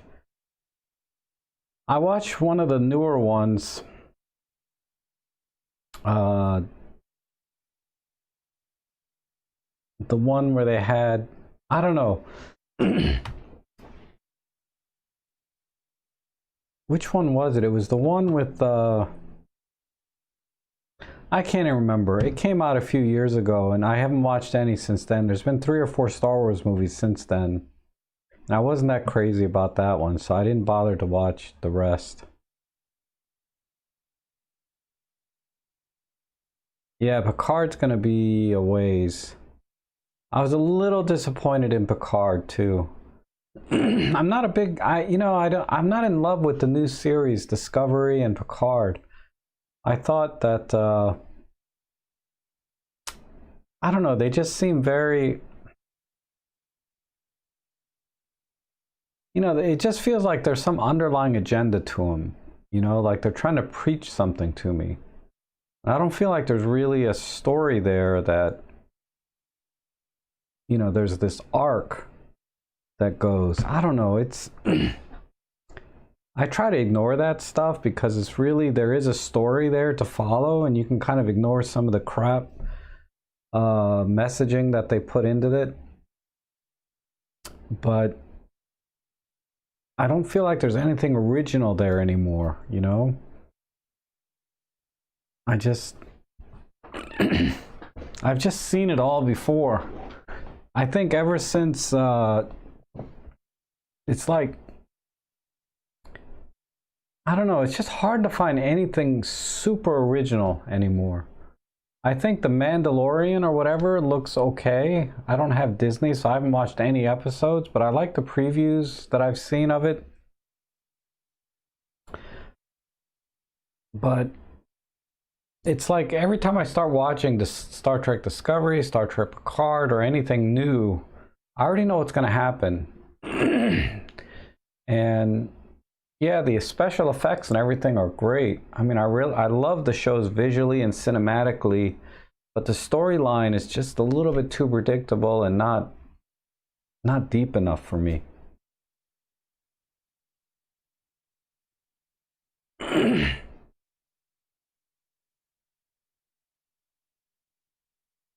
Okay, Juan, we'll see you later.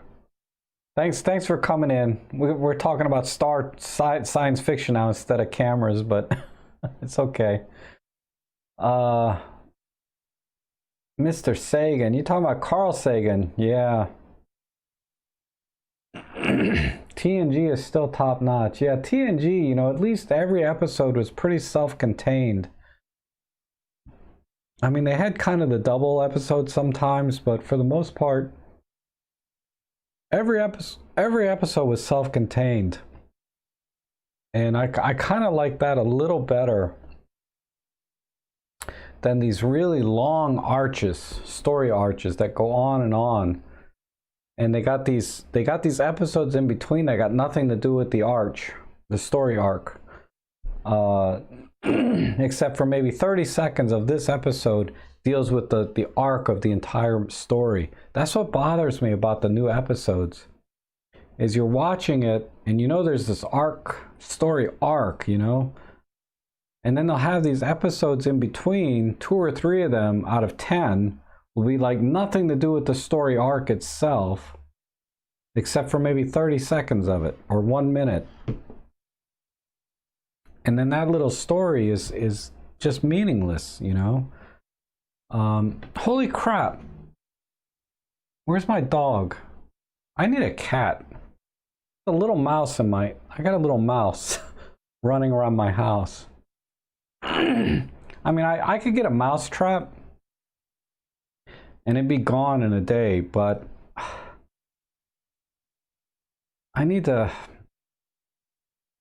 I'd rather have a cat or my dog kill it. Then it's more natural, right? It's kind of nature rather than me buying a mouse trap, but I might have to. I'm a little tired of seeing that guy.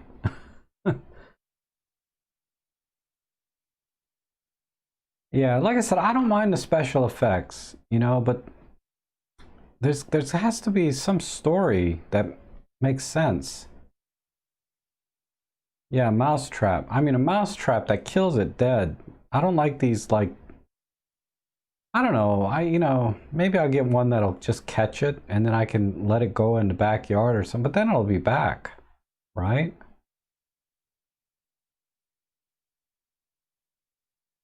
I don't know what's wrong with my dog. Ellie!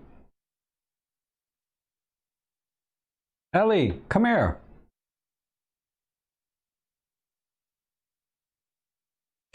She's not a she's not a cat. She's not gonna catch a mouse. I think if she saw it, she would catch it, but it's so small and it runs fast and it's very quiet, so I don't think she sees or hears it like a cat would.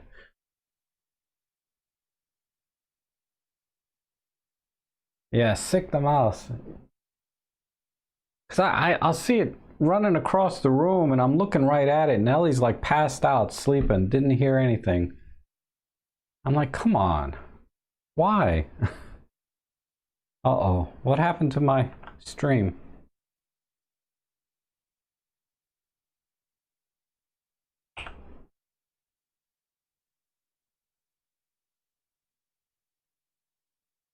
I lost my, there it is.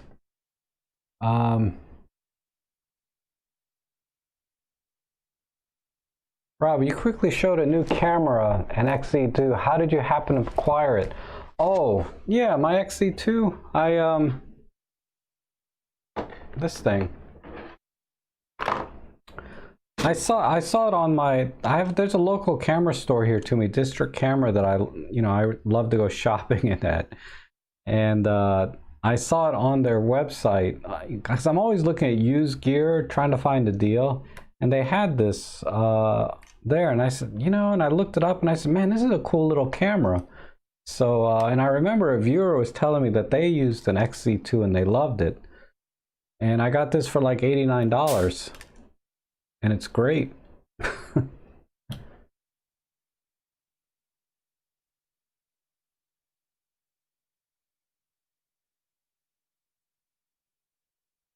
But yeah, I can highly recommend this camera. I think it's a little weak on autofocus though. I mean, you got to be damn sure you locked focus, because with my dying eyes, I can't see the back of the screen to tell if I actually acquired focus, but sometimes it'll say it acquired focus and it didn't, and I got a blurry shot. Sometimes, not all the time. That's the only problem I'm having with it. Unlike, my other OMDs, if I hear that beep, I know it locked focus 99% of the time. This thing, if I hear a beep, I don't know if it really locked focus or not.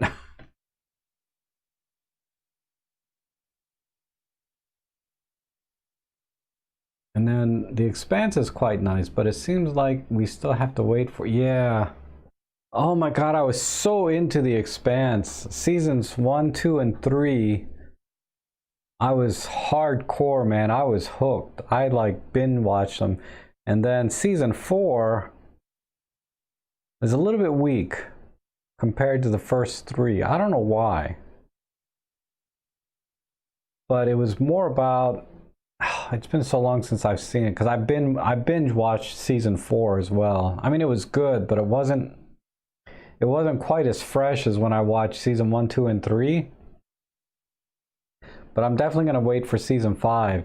I mean, it's a good show. I'd put it up there. That's one of the few shows that I thought was fairly original, in terms of sci-fi.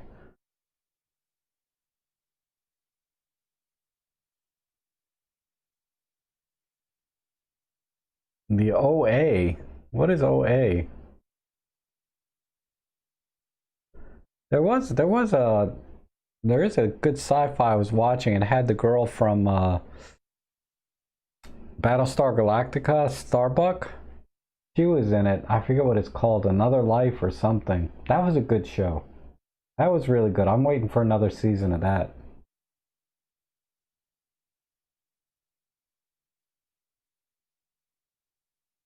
It's about parallel. Okay, I'll check it out.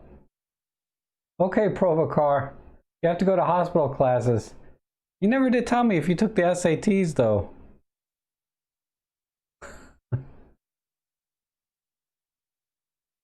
But thanks for coming in.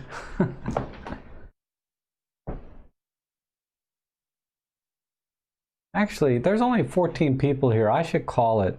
I'd love talking to you guys all night, but I drank this coffee and I should. Well, I know, no, SATs are worldwide.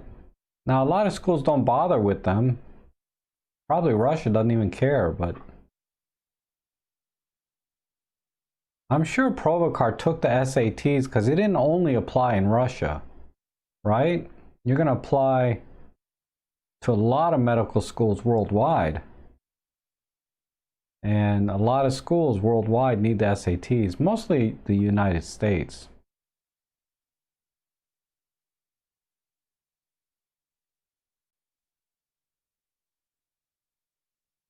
It's only America, okay. Well, you know, the SATs, right? A lot of people in other countries take them so they can apply to schools here in the US. That's what I meant.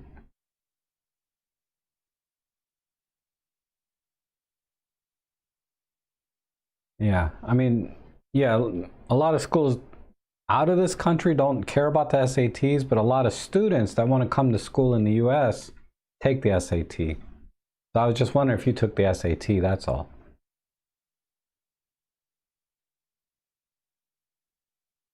So you didn't take the MCAT either, then, I guess, right, Provocar?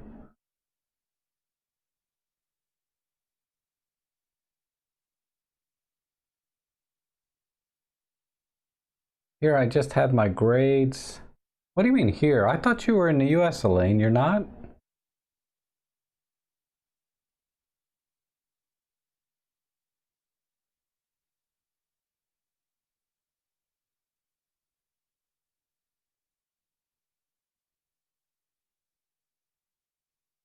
The medical council eligibility test. But did you go to undergrad school in India?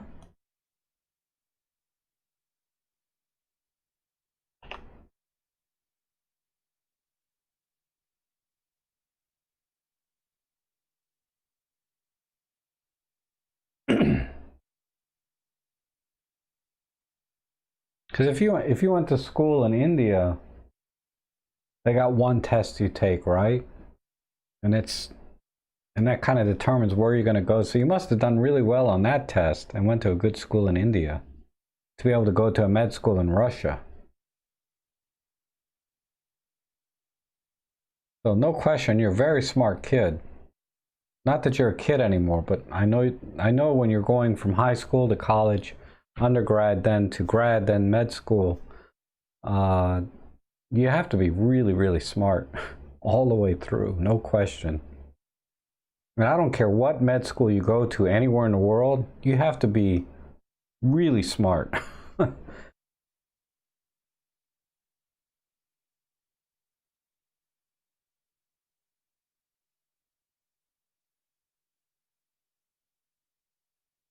Crap, this coffee, I'm like wide awake. I feel like I could do a 24-hour stream.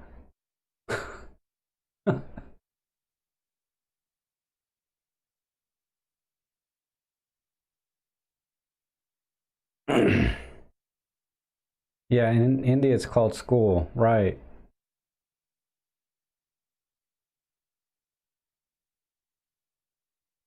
Go for it. No, I got a 9 o'clock thing I have to do tomorrow, so I can't do a 24-hour stream. I'll do it one day though. One day I'm gonna do a 24-hour stream. All right, Corna. Yeah, man. I thought you were gonna go to sleep to this stream. Like if I just kept talking, you would pass out. I guarantee that's what's happening. There's like my stream says there's 17 people here right now, and only about 3 of you are talking. I imagine the other 14 or 15 are like falling asleep.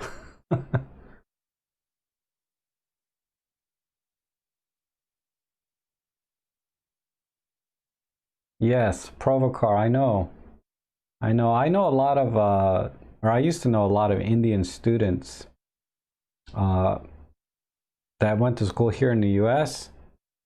They didn't have to worry about that test, but their parents told me about what they had to go through to go to college so they could get a good job here in the US to bring their kids here to go to school. You know that chain, right? uh, so if you're an Indian, it's extremely competitive, and you have to be so smart. I mean, here in the U.S., you have to. I mean, if you're talking about med school, I don't care where in the world you are, U.S., any country, you have to be really smart. But to go to college in the U.S., you don't have to be that smart. You know, if you have the money, you can go to college, no question, right? A lot of colleges, they just want your money, they don't care. But in India, no, it's not like that. You have to pass this one big exam, and depending on how you do determines what college you go to. And then there's colleges that are like not elite, and then there's the one or two elite colleges in India that you can go to, and then you can become somebody.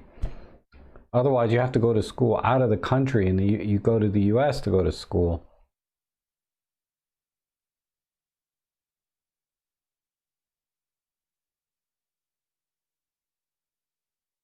Yeah, that's good luck, man. Keep me posted though. I'm proud of you. I don't even know you, but I'm really proud of you to be able to go to med school, you know, in Russia. Uh, it's not a small thing. It's not at all. It's awesome.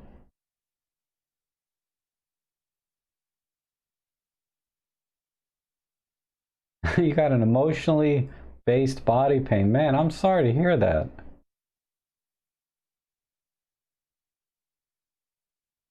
Just have to relax.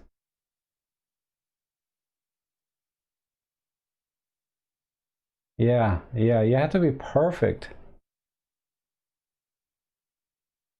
Right, Provocar? I know. I know, it's you guys are so smart. All the medical students, when I see a doctor or anybody, a dentist, anybody in the medical profession, you have to be so smart. Fibromyalgia. Oh, so it's all in your head. I mean, I'm not saying it's not real, right? It's definitely real pain, but they just don't know what, you know, what's causing it, right?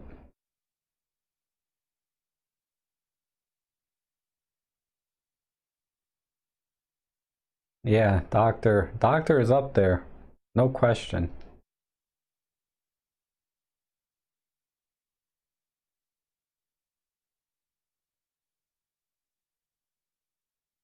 Yeah, fibromyalgia is tough. It's not a, I have a friend going through that, and it's not fun.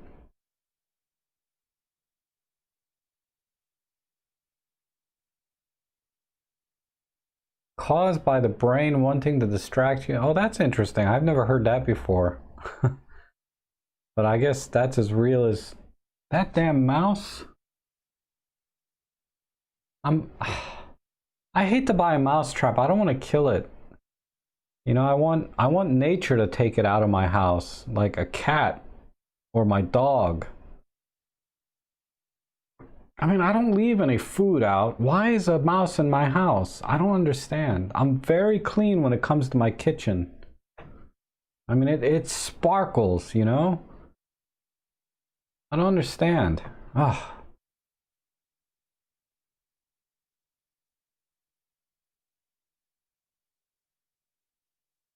But okay, I'm gonna go. It's so late.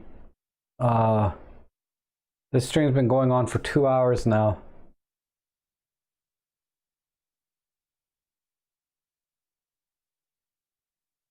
John Samo, who's dead now. There are ways to tell that it's physically caused. All right. Yeah, I'm sorry, Lane, that you're going through that. It's terrible. I know. Like I said, I have a friend of mine going through that, and there's just no cure really that I know of. But I'm glad everybody that's came in today. I really appreciate your time to spend it with me for a couple hours. Keep me company. Hopefully, you know, I can help you as well with some questions, but we'll oh, I gotta get this. You ever have to like burp and then TMI, right? Thanks everybody for coming in. I'll be back on Thursday at a more regular time for most of you. Have a good day, what's left of it.